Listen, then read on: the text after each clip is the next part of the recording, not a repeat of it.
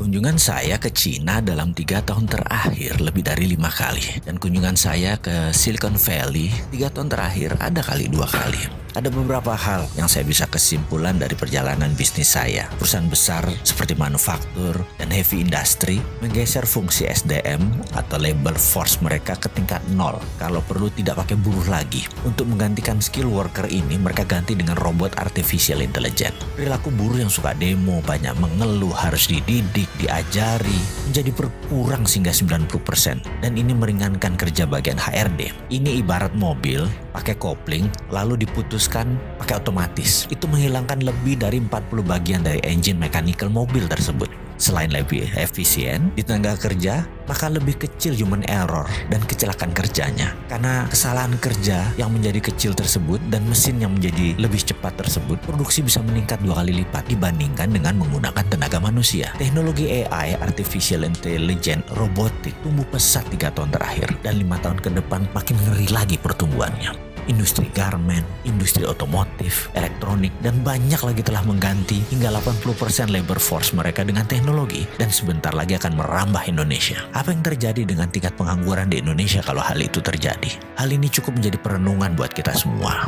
Kepala kita langsung berkalkulasi, buat perhitungan karena 3 tahun yang lalu industri robotik ini belum secanggih sekarang, apalagi ditambah dengan 5G. Kedepan jika ada 5G, robotik akan semakin maju pesat. Bagi perusahaan, walau lebih mahal sedikit investasinya atau kira-kira naik 20% dengan menggunakan robotik, namun karena perilaku manusia modern yang ribet cara berpikirnya, complicated, banyak ngeluhnya, banyak perusahaan besar menganggap lebih baik tidak pakai manusia modern yang terlalu banyak informasi di kepalanya. Pendapat saya